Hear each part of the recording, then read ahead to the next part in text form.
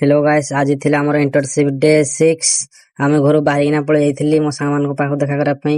ମାର୍କେଟରେ ମୋ ସାଙ୍ଗ ମତେ ଦେଖିନା ଦୌଡ଼ିଦେଲା ଡରିକିରି। ତାପରେ ଆମେ ସମସ୍ତେ ପଳେଇ ଯାଇଥିଲା ମୋ ଯୋଉ ଗାଁକୁ ଯିଏ ଭିଜିଟ କରି। ତାପରେ ହେଠି ପହଞ୍ଚିନା ଫଟୋ ଉଠେଇଥିଲେ ଗ୍ରୁପ ଫଟୋ।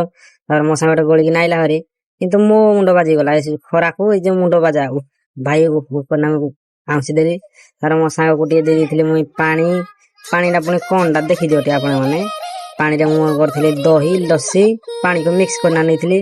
ତାପରେ ମୁଁ ଆସିଲା ପରେ ମୋ ସାଙ୍ଗମାନେ ହେଠି ଟିକେ ଛାଇରେ ବସିଥିଲେ, ଖରା ବେଶୀ ହଉଛି। ତାପରେ ଖରାରେ ମୁଁ ପଳେଇକିନା ଜଣଙ୍କ ଘରେ ପଚାରିଦେଲି, ମାଉସୀ ଆପଣଙ୍କ ଘରେ ଛୁଆ ଅଛି? ଛୁଆ କହିଲେ ହଁ।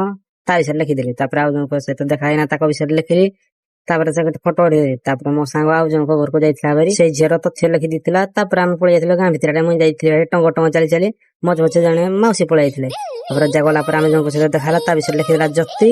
ତାପରେ ଆମକୁ ଦେଖିନା ମୋ ସାଙ୍ଗ ପଛଆଡେ ଖୋଜି ଖୋଜି ଆସିଲା ଭାରି। ଆଉ ଟିକେ ଭିତରକୁ ଗଲାବେଳେ ଭଉଣୀ ଜଣଙ୍କ ସହିତ ଦେଖା, ତାଙ୍କ ବିଷୟରେ ଲେଖିଦେଲି। ତାପରେ ପୁଣି ଆମେ ଆଉ ଗୋଟେ ପଟକୁ ପଳେଇଥିଲୁ ଭାରି।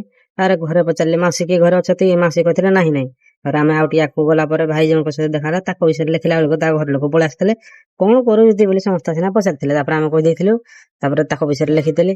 ତାପରେ ଆଉ ଜଣେ ମାଉସୀ ପାଖରେ ଠିଆ ସେ କହିଲେ କାଳେ ବେଳେ ମୋ ପୁଅକୁ ଟାଇଫଏଡ୍ ମିଳିବ ବୋଲି, ସେ ବି ତାଙ୍କ ପୁଅ ବିଷୟରେ କହିଥିଲେ, ମୁଁ ଲେଖିଦେଇଥିଲି।